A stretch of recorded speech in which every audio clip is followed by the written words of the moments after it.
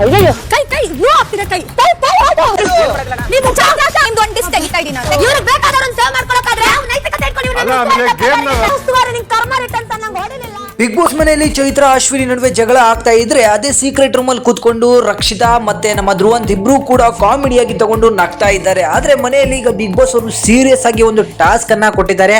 13ನೇ ವಾರ ಶುರುವಾಗಿದೆ, ನಿಮ್ಗೆ ಗೊತ್ತಿರಬಹುದು. ಸೊ ಈ ಟಾಸ್ಕ್ ನಲ್ಲಿ ಹೋದ ವಾರ 2 ಗುಂಪುಗಳನ್ನಾಗಿ ಮಾಡಿದ್ರು. ಅದು ಕೂಡ ರಜತ್ ಅವರ ಒಂದು ಗುಂಪು ಹಾಗೆ ಅಶ್ವಿನಿ ಅವರ ಒಂದು ಗುಂಪು. ಈ ಗುಂಪಿಗೆ ಒಂದು ಟಾಸ್ಕ್ ಅನ್ನ ಈಗ ಬಿಗ್ ಬಾಸ್ ಅವರು ಕೊಟ್ಟಿದ್ದಾರೆ. ಸೊ ಮನೆಯಲ್ಲಿ ದೊಡ್ಡ ದೊಡ್ಡ ರೌಂಡಿನ ಚಕ್ರಗಳನ್ನ ಕೊಟ್ಟಿದ್ದಾರೆ. ಅದನ್ನ ಒಂದರ ಮೇಲೆ ಒಂದನ್ನ ಜೋಡಿಸಬೇಕಾಗತ್ತೆ. ಸೊ ಯಾರ ಬಜರ್ ಬರ್ಬೇಕಾದ್ರೆ ಯಾರದು ಹೈಯೆಸ್ಟ್ ಆಗಿರುತ್ತೋ ಅವ್ರದ್ದು ಗೆದ್ದ ರೀತಿ ಅಂತ ಅನ್ಕೊಂಡಿದೀನಿ. ಸೊ ಆ ಟಾಸ್ಕ್ ನಲ್ಲಿ ವಿರೋಧ ಪಕ್ಷದವ್ರು ಯಾರು ಬಂದು ನಮ್ಮನ್ನ ತಡೆಯುವಂತ ಪ್ರಯತ್ನ ಮಾಡ್ಬೋದು, ಅಥವಾ ಅವ್ರನ್ನ ಅಟ್ಯಾಕ್ ಮಾಡಕ್ ಬಂದ್ರೆ ಅವ್ರನ್ನ ಹಿಡ್ಕೊಳ್ಳೋ ಪ್ರಯತ್ನನೂ ಮಾಡ್ಬೋದು. ಅದರಲ್ಲಿ ನೀವು ನೋಡ್ಬೋದು ರಜತ್ ಅವರು ಅಶ್ವಿನಿ ಅವರು ಕೂಡ ಇಲ್ಲಿ ಜಗಳವನ್ನ ಮಾಡ್ಕೋತಿದ್ದಾರೆ ಅಥವಾ ಫೈಟ್ ಮಾಡ್ತಿದ್ದಾರೆ ಟಾಸ್ಕಿಗೋಸ್ಕರ. ಇದಾದ್ಮೇಲೆ ಬರುವಂತಹ ಚೈತ್ರ ಮತ್ತೆ ಅಶ್ವಿನಿ ಅವರ ನಡೆಯುವಂತಹ ಟಾಸ್ಕ್ ನ ನಡುವೆ ಸಿಕ್ಕಾಪಟ್ಟೆ ಗೊಂದಲಗಳಾಗತ್ತೆ. ಇಬ್ರು ಕೂಡ ಜಗಳ ಆಡ್ತಾರೆ. ನಿಮ್ಗೆ ಗೊತ್ತು ಟಾಸ್ಕ್ ಅಂತ ಬಂದಾಗ ಚೈತ್ರವು ಯಾವ ರೀತಿ ಡ್ರಾಮಾಗಳನ್ನ ಕ್ರಿಯೇಟ್ ಮಾಡಿಕೊಂಡು ಉಸ್ತುವಾರಿಗಳನ್ನ ಯಾಮಾರ್ಸಕ್ಕೆ ಟ್ರೈ ಮಾಡ್ತಾರೆ ಅಂತ ಹೇಳಿ.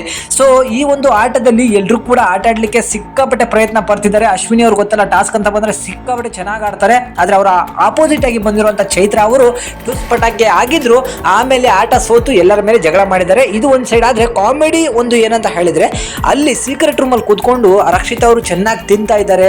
ಧ್ರುವಂತ್ ಅವರು ಕೂಡ ಟಿವಿ ನೋಡ್ಕೊಂಡು ಕೂತಿದ್ದಾರೆ. ಇವ್ರು ಎಲ್ಲರ ಆಟ ನೋಡ್ಕೊಂಡು ನಗ್ತಾ ಇದ್ದಾರೆ. ಈ ಮಂಗೋಗಳು ಆಡೋದ್ ನೋಡು ಅಂತ ಹೇಳಿ ಇಬ್ರು ಹೇಳ್ಕೊತಾ ಇದ್ದಾರೆ. ಸೊ ಇದಾದ್ಮೇಲೆ ಹೊರಗಡೆ ಬಂದ್ರೆ ಚೈತ್ರ ಮತ್ತೆ ಅಶ್ವಿನಿ ಅವರು ಗಟ್ಟಿಯಾಗಿ ಎತ್ಕೋತಾರೆ. ಸೊ ಚೈತ್ರ ಅವರು ಅಶ್ವಿನಿ ಅವ್ರನ್ನ ಇಟ್ಕೊಳ್ಳೋಕೆ ಹೋಗ್ಬೇಕಾದ್ರೆ ಅವ್ರ ಮೇಲೆ ಎಗ್ರಿ ಕುತ್ಕೊಂಡ್ ಬಿಡ್ತಾರೆ. ಸೊ ಆಗ ನಮ್ಮ ಅಶ್ವಿನಿ ಅವರು ಅವರ ಮುಖವನ್ನ ಹಿಡ್ಕೊಂಡ ಕೈ ಕೈ ಕೈ ಕೈ ಮುರಿದೋಯ್ತು ಅಂತ ಹೇಳಿ ನಾಟಕಗಳನ್ನ ಶುರು ಮಾಡ್ತಾರೆ ಈ ಚೈತ್ರ.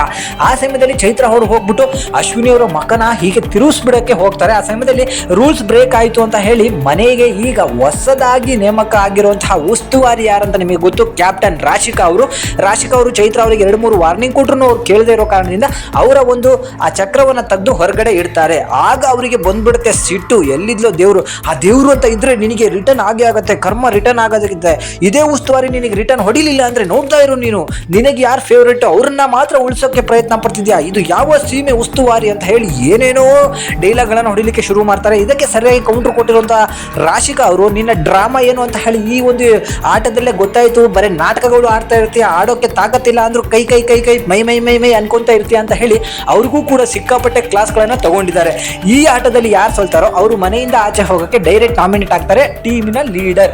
ಸೊ ನಾಮಿನೇಷನ್ ಟಾಸ್ಕ್ ಅಂತಾನೆ ಅನ್ಬೋದು. ವಾರ ಪೂರ್ತಿ ಟಾಸ್ಕ್ಗಳು ಇರುತ್ತೆ, ಸಿಕ್ಕಾಪಟ್ಟೆ ಚೆನ್ನಾಗಿರುತ್ತೆ. ಮನೆಯಲ್ಲಿ ಕೂತ್ಕೊಂಡು ಇಬ್ರು ಕೂಡ ಎಂಜಾಯ್ ಮಾಡ್ತಾ ಇದ್ದಾರೆ. ಏನೇ ಆಗಲಿ ಇಬ್ರು ಶತ್ರುಗಳು ಒಂದೇ ರೂಮ್ ನಲ್ಲಿ ಇರೋದು ಹೇಗೆ ಅಂತ ಗೊತ್ತಿಲ್ಲ. ಈಗ ಇವರ ಜಗಳ ನೋಡ್ಬೋದು, ನಾಳೆ ಅವರ ಜಗಳನೂ ಕೂಡ ಬರ್ತಾ ಇರುತ್ತೆ. ಇದ್ರ ಬಗ್ಗೆ ಏನನ್ಸುತ್ತೆ ಕಮೆಂಟ್ ಮಾಡಿ ತಿಳಿಸಿ. Thank you.